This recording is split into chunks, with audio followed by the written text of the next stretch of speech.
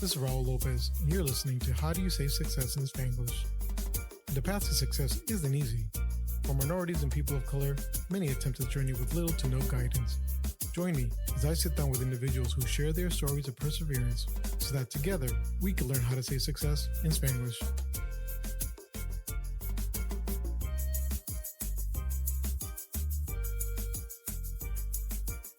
What's good, mi gente? It's your boy Raul. Welcome back to How Do You Say Success in Spanglish? Today, my guest is me. I wanted to take some time, this being my last episode of my first season, and almost a year into this, and about 34 episodes, 35 episodes deep, with a few Palante series and a couple Spotlight series. I've accomplished a lot in this first year, and I really hope that um, I've grown and gained a lot from this. And I do feel like I've learned a lot in this first year with everything that's been going on and all the guests I've had, all the amazing guests that I've had. Um, so I kind of want to just take a last breath for this season and talk a little bit and reflect and kind of think about, where I've come from, what I've done, and kind of where I want to go, and some of the lessons learned.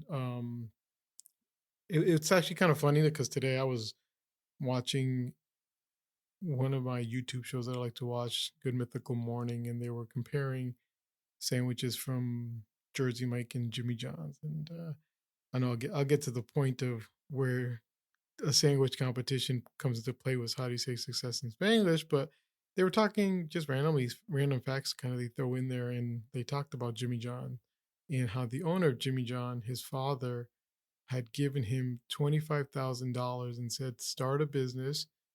And if you fail, you have to go back to the military.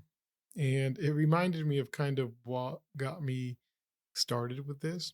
For a lot of people, especially myself, who grew up poor and sometimes an immigrant, and not having this resources availability or capabilities of our family to kind of guide us. Um, the idea of having a family member say, "Here's $25,000, start a company," and going with it. Even now, my age of that I'm at, the idea of having $25,000 as a drop on a company, you know, would be nice. Not there yet to be able to just go there and start that way. And it reminded me of like why I started this, because there's this disconnect, there's this difference, this nuance in how a lot of us who have gained any type of success or are trying to gain success, we travel this road. I don't know if I ever mentioned it in my previous podcast, but the reason I kind of started this was, like I said, I was going through my own tough spot when it came to my career. I had not felt like I progressed where I was. I was not getting the promotions I wanted. Things were being dangled in front of me. I had worked for too many years at a few different companies with very little upward mobility. So I think I had averaged about 7 years in my first job, and at the job I was at, I was circling almost 8 years, 7 years, I think, at that job as well. So it was kind of like not moving anywhere, sticking around. And so I decided, hey, let me get into some self help stuff, start reading. Well, I don't like to read. I don't like to read, but I'm a really slow reader. So reading for me is very difficult.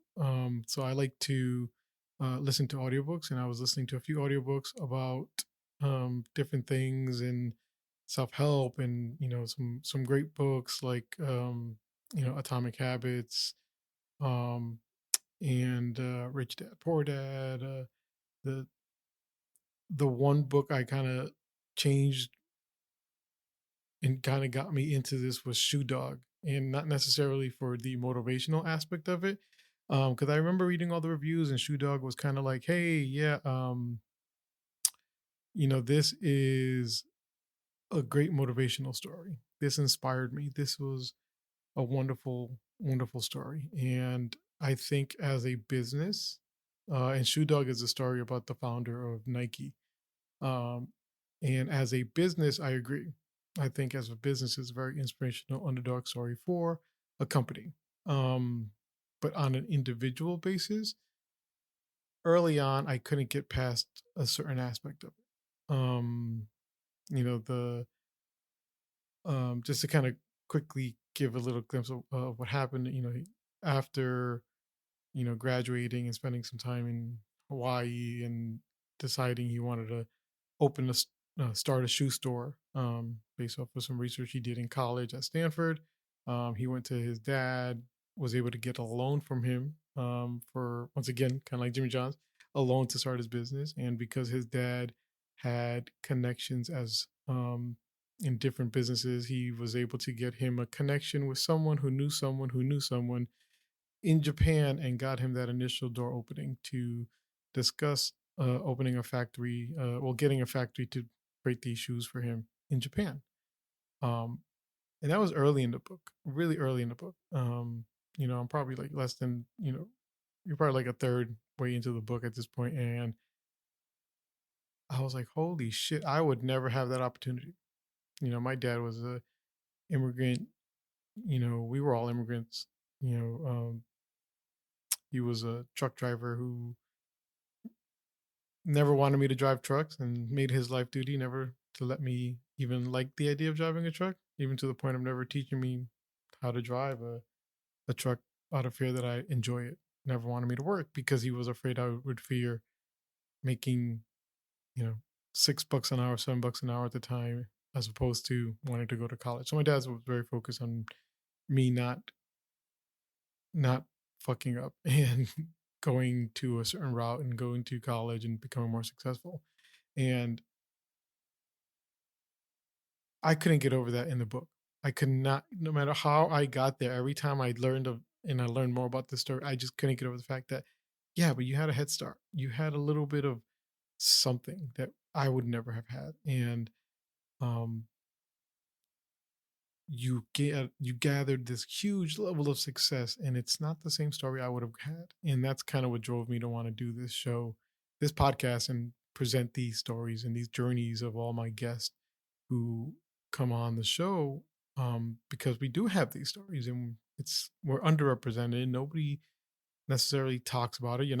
There's not that many books that you're gonna read about and audiobooks about, the successes of the people that I show on this show. And I want that representation. I want people like me who are going through stuff to be able to hear these stories and learn and recognize and maybe, take a lesson from one or two people and apply that to what they're doing. Um Personally, I've think I've learned a lot from this from my guests and have been able to actually apply that at work in my own job.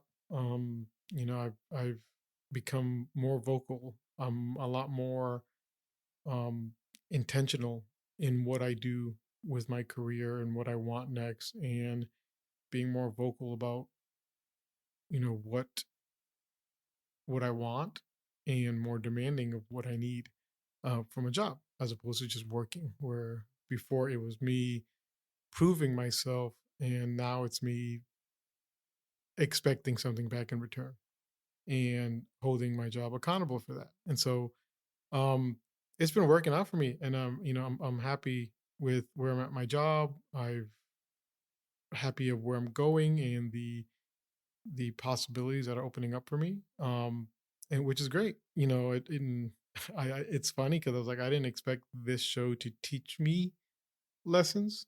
That old feeling of you can't teach an old dog new tricks, and I thought I was hopefully just building something for others. But remarkably, it's actually helped me out. And lots of times when I'm at um, my own life and there's situations, um, I think about this show and think about what others have done, and it's motivated me to do more. Not only have I been doing more with work and becoming more successful in my job, my day job, I've even gone as far as, obviously expanding this podcast to more than just my podcast, adding the Palanta series and the the Spotlight series, and hopefully a couple more things when I get to next season.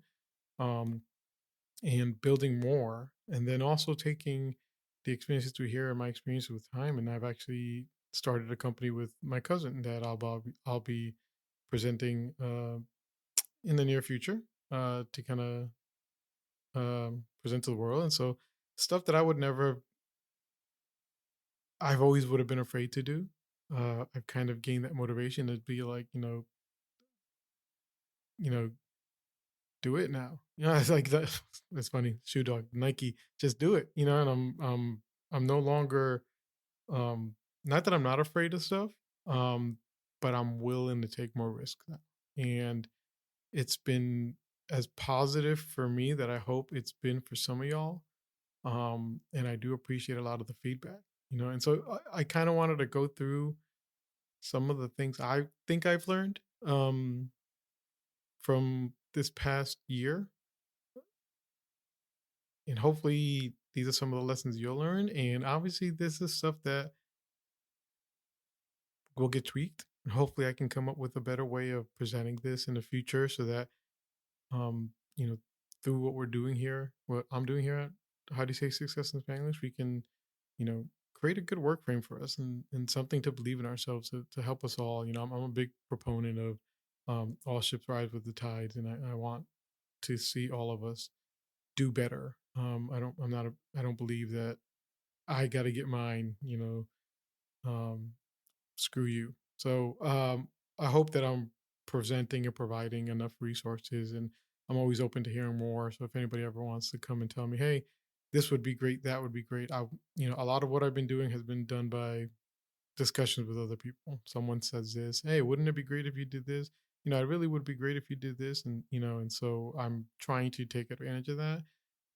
There's not enough time in the world for me to do everything I want to do yet, and I hopefully we'll keep just adding little by little incremental increases and incremental improvements in life, um, as well. So um, I'm a big proponent of the idea of little bit of progression will take you a long way. So um, some of the things I think are important that I've learned through this year have been, I think the first thing is believing in yourself. I think we deal with a lot of imposter syndrome. I think a lot of us have been dealt rough cards in life sometimes, that we tend to be. I think it's also a cultural thing, but I think we tend to just kind of be like, this is where we're at, accept it and be grateful for what you have, and not thinking you can do more.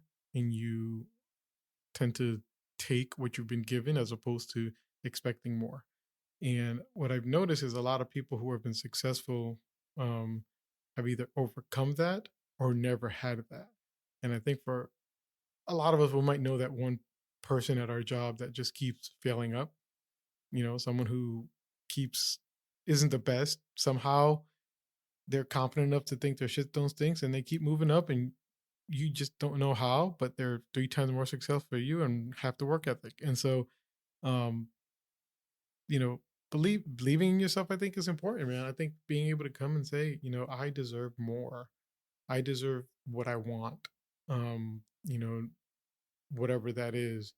Um, because obviously success is different for everyone. One of the amazing things that I've noticed from all my interviews, and I know early on I wasn't asking people how do you say success in Spanglish at the end of all my episodes, but even within then, and people who I have asked, nobody's ever said more money. Nobody's ever said being rich. Nobody's ever said buying everything you wanted. It was always something else, something deeper, something more fulfilling, whether it's community or doing your best or making a difference, or, you know, um, success has never had a monetary factor, at least towards my guests that I've had on here. Maybe someday I'll have one. And they'll tell me, yeah, dude, get all the money in the world. But nobody's ever came here pushing hustle culture and making all that money, and um, you know, um, screw in the world and get yours. It's been more. And I think the reality is that, yeah, there are going to be people that are going to be super successful, but not all of us are going to be, billionaires, Bill Gates, um, and trying to achieve an unachievable goal is going to drive you insane and make you feel horrible. And so finding that purpose is going to be important. So finding your why, and so that's kind of what I think the next part too is, having some sort of preparedness of knowing what you want, and what you don't want. Understanding that, I want this in my life, or even I don't want to work where I'm at now, or I don't want to keep doing what I'm doing, which is a difficult thing to admit sometimes. Sometimes it's hard to say, and tell yourself you don't want to do something, than it is to tell you what you want to do. Because we all want to be rich and live on the beach and do all this fun stuff sometimes. And sometimes it's harder to say, I don't know if I want to keep doing what I'm doing now, or I want to keep doing what I'm doing now, but maybe I don't want to do it here. And so those are things I think are important for us to ask. Those are things that I think we don't tend to ask ourselves enough. Um, and then once we kind of learn that and we've asked ourselves, what do I want and what don't I want? Then we got to kind of find out, what do I need to do to get there? What will it take for me to get to the job I want or the type of job I want?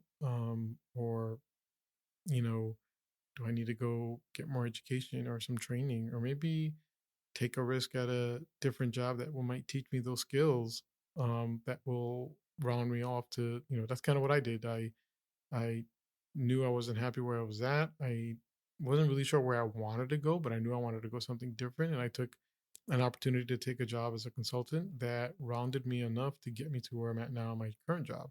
And I'm grateful for taking that, um, opportunity. But I kind of had to know, you know, if I take this job, it's going to teach me A, B, C, D, E, F, G. And that's going to help add to what I don't have right now in my career, in my skill sets. And it helped tremendously. The job I have now, I would not be able to do as well as I did there if I had not taken that job, because I learned so much in those 2 years, working with that company. Um, but obviously, once you learn that and you know that and you're prepared with that stuff, I think the next step is, not being afraid of risk. There's a lot of risk that we tend to be very risk averse. We do not like the idea of scary changes sometimes. Some of us will not apply for the job because we think, once again, going back to believing yourself, that we're not going to get it, right? Um, or we're afraid to switch jobs because I know what life is like here. I don't know what is going to be in there, and so, um, regardless of whatever you do, and yeah, there's always going to be situations where you might make the wrong choice, but the wrong choice is just an opportunity to learn more about how to do the right choices. Failures are just learning lessons to success. And so I think not being afraid of risk is really important. And, not every risk is big. Not every risk is I'm going to leave my job and go work at a different company across the country. Little risk like, what, maybe I'll ask my boss for a raise this time around when I go for my review, or I'll ask my boss for a promotion. You deserve it sometimes. Believe in yourself, Um, but don't be afraid of risk. Don't be afraid of saying and telling yourself, hey, you know, maybe this opportunity could be worth it. Um, Sometimes you don't know what you have to lose. And sometimes you won't even realize how much you can handle. Tell me 5 years ago that I'd be working full time, sometimes more than full time, for my day job, running a podcast with two other series, interviewing people on a regular basis, doing socials, posting this while also trying to start a new business, um, and go to most of my daughter's soccer practices and games, be an active dad and an active husband in my life. Like I probably would have told you I'd never be able to handle that. And sometimes I feel like I don't know if I am handling it all the best way, but I've taken that risk and I feel like I've done pretty well, so far. And so, not to pat myself on the back because I'm not perfect, but I feel, I try to teach my daughter to be okay with risk and not be afraid of trying something new. And I've had to start listening to my own advice. And like I said, the show's kind of helped me with that. So, don't be afraid of risks. And as we start progressing through this, you start believing in yourself and you're getting yourself prepared, knowing what you want and not being afraid of risk. And like I mentioned, start advocating for yourself. Start being vocal of what you want at your job, um, or what you want, in your life. Advocate. Speak it to the world, speak it to your job, speak it to your boss. Let the world know who you are and what you want. You know, be open about it. Don't hide back what you want. Things won't change if you don't say something. If you want a raise, ask for the raise. And if they don't give you the raise, well, then you know where you stand and you know what your next moves are. Either you stay with no raise or you do something else, right? Um, my previous job that I was at for years, I wanted a raise. I would have been happy with like a 10% increase, you know. Now I'm making almost more than double that I was making at that job. And when I started this job, they tried to get me back for a new for a position that opened up. And the salary they would have gave me with a much bigger um, title, a nice manager title, was still like 30K less what I was making at that time. And you know, had they given me that 10%, I probably would have still been there, which would have been good, which would have been fine at that time. So, you know, know your worth and advocate for yourself. And sometimes companies will overuse, companies are business. They're there to make money, not to be your friend. They're not your family. They don't really care about you, you know, no, not more than what you're able to provide for them. So don't get that twisted. Don't get confused on that. So you have to advocate for yourself because they will not have your best interest in mind. And they would fire you if it helped them save money. They will replace you if you had to leave. And, they might come back a few years later and say, damn, I could have had a great employee if I would have just gave you a little bit more, but they won't do that at that moment. And so you have to advocate for yourself, whether it's within your company or outside. You have to be your own advocate. Um, and then also, you know, don't be afraid to accept help. Um, also don't be afraid to ask for help if you need it, but don't be afraid to, accept help. I think one of the great things I've read, especially my last um, episode with Dr. Raul Fernandez, where he talked about, this gifted program that he was in. And I've talked about with my other friends where it was the upward bound program. And then, early on, my interview with David Landon, where he mentioned that, he can't take the credit for the opportunities that were opened up for him, but he can take the credit for recognizing those opportunities and taking advantage of them. Like sometimes help is being presented to you and we don't take it. Someone would say, "Oh, I know someone that could you could talk to and they can help you with your resume." Oh, okay, I'll see. You know what I mean? Those are opportunities for you. Sometimes the world, is giving you these situations, and we're too proud to take them. You know, accept the help, ask for help. If it's something you really want and you want to make changes, don't be afraid to accept that help. And um, sometimes that's all it's going to take. Sometimes that's what we will.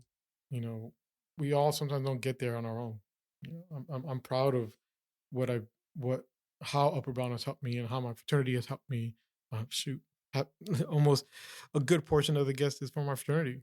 Because I take advantage and I ask for that help. And I ask my brothers, "Can you jump on this show and tell me about your life and tell me about your story?" Because I envy a lot of my brothers and I'm proud of a lot of what they've done. And I look at them as not just for guidance sometimes and for help. And I I wouldn't have taken the last job if I wasn't for one of my brothers telling me, "Hey, this is what you would have to do if you took this job, but you can do it, and I believe in you." And it made it a little easier for me to be like, maybe I can.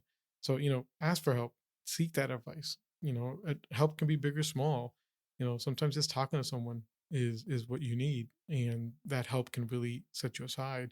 Look for resources, and hopefully I can start creating more resources that where people will be a little more able to jump on and say, "Hey, I'm looking for information on this," and hopefully this podcast can provide some help for you as well.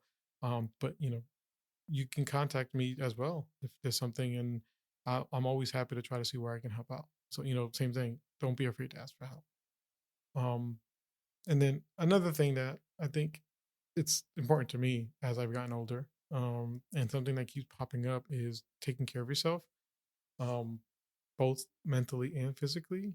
Um, there is a lot of people that have jumped on my podcast that have talked about the importance of their mental health and how getting a therapist has really changed their life and how things were difficult or they wish they would have started seeing a therapist sooner or things have gotten really bad for them or things like that. And me- taking care of yourself mentally is really important just as much as taking care of yourself physically.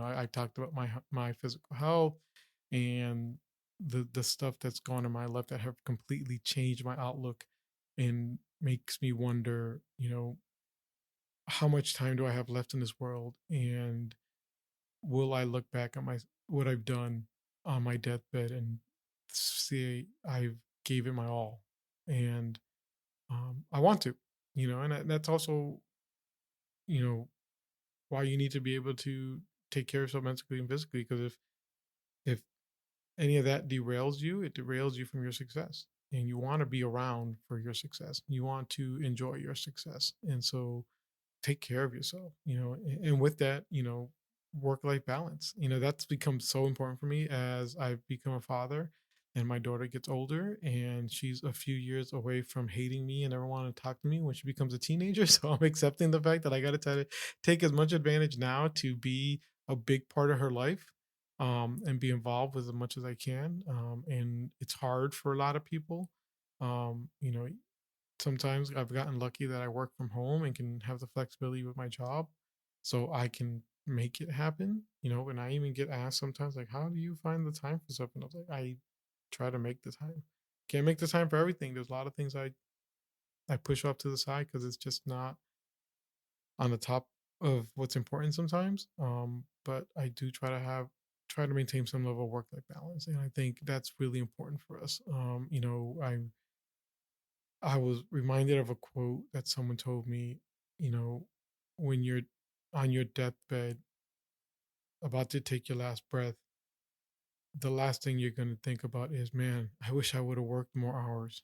It's never going to be about how much time you put in at work and how much money you made from work, and you're going to remember the other things, how much time you've been with your family, how much time you were with the people you love and being surrounded by those that make you happy. So, take care of yourself, you know, take care of yourself mentally, physically, and, get that work life balance that you can because you don't want to burn out as well. So, Coach Mark will be jumped on and talked about burnout a bit. And I think it's important. I think it's really relevant. And I think there is a lot of things that can burn you out. And sometimes with everything that I'm doing, I feel I'm getting close to burnout and I got to take some time. I got to say, hey, you know what? I think I'm not going to do anything today. I'm just going to veg out and play some video games or watch a movie with my wife and kid. So um, it's always a balancing act, and you got to take care of yourself. Um, and then I think ultimately, you have to progress and then recognize progress, right? You have to make the moves and the changes to do better. You're going to, as you recognize things and start doing stuff and actually being uh, taking the actions to get what you want, you're gonna progress, even if it's incremental. One of God, man, it's um, there's this, and I'm blanking out on the book's name, but it's a book I really liked, and it's not Atomic Habit. I'm confusing it now, but it's Compound Effect. Sorry, the Compound Effect, and I really love that book, and I really enjoyed that book and what it talked about because it talked about incremental um, progression. How little changes eventually add up to a lot of changes. If you think about it as weight loss, losing 35 pounds is really difficult, but losing half a pound here and then another half a pound, and another half a pound, with time, you'll get to that 35 pounds. You can't just come and lose 35 pounds in one night. And so you can't run a marathon until you learn how to run a mile, and you can't learn how to run a mile until you learn how to walk a mile. And so it's incremental increases. The idea that um, if you improve yourself by 1% per day, by the end of the year, you've improved yourself by 365%. So it's little things add up. And so you have to recognize that, you are going to progress, and you are going to progress little by little, and that's okay. Sometimes you might make some big jumps, sometimes you might have a little bit of a setback, but at the end of the day, you're going to keep progressing. And then you have to recognize that progress. You have to remember progress is progress. Any little progress is good. That if it's a 5% increase in your raise, or 2%, you ask for more, or maybe you get more PTO, or maybe you're able to convince your boss to put you on the list of potential new manager. All those little things are better. Or even recognizing that, hey, my job is not going to take me where I want to go here at my job. That's progress. You've learned something new. You've obtained some new knowledge that you can use to make better decisions. And so recognize that. Tell yourself, hey, I'm progressing. I am making progress, and be proud and happy of what you're doing. It is not a fast race to the end. It's a marathon. You will take your time, you will build up, you will train, and you will get there eventually. But you have to just keep working at it, and you just have to recognize that the work is becoming positive, that there is action occurring and you're progressing. And so, I think that's one of the things that I've had to kind of look at sometimes, where the truth is, as you get more successful, from where I was in my early career, um, the amount of money I make now was the dream. And I make a lot more than what I was my dream of what I wanted to make. And I still sometimes feel like I'm not there yet. I still don't feel like it's changed my life. Why? Because it's not going to. I'm still me. I'm still my life. The things that are here and there are still a part of my life. And making more money isn't going to fill the voids or whatever feelings I feel. And I have to recognize that, be proud of where I'm at, be proud of all the little things I've accomplished in my life, and all the big things and all the successes in my life, because the monetary aspect of that was driving me insane, because I felt like I wasn't where I wanted to be. And then I took a second and took a step back, and I recognized what I've achieved. And so recognize your progress, recognize what you've accomplished, and be proud of yourself for any little change you've done, because change is difficult. I work IT. I do a lot of stuff where I'm introducing new products and stuff, and people hate change, and people hate learning how to do new things, and drag it out forever as long as they can. And so being open and honest with yourself to be able to make change is is very difficult, and you should be proud of yourself for being able to accomplish that. So, um, I mean, I think those are some of the things that I've taken away from this year. I hope to expand on this with more time as I interview more people and I learn more lessons. There's a lot of things that people have mentioned on this podcast that I tend to quote now. And when I talk to people who've listened to an episode, and, you know, different aspects of what people say and how it goes into play, and it's opened up my mind a lot, and I hope for a lot of y'all too. And I know everybody comes in with different perspectives, and have comes in with different industries they work at, or jobs, or different things they're doing, and different stories and different journeys and things like that. But I feel like each one of them have provided a lot of good lessons. And like with that compound effect, all those little lessons add up into big lessons. And I think for me, having to listen to of all of them, it's have it has made major impacts on me. And so I hope at least it's making some impacts on some of y'all, even if it's a small incremental impact. So, but thank you guys for a great year so far. it's been a lot of work, and I'm excited to be able to provide more in season two. We'll I'll be taking a little bit of a break to uh, decompress for a little bit, take a little bit of enjoyment of my summer, and plan and prepare for some hopefully bigger and better things for the new year. And as always, thank you guys for all the support.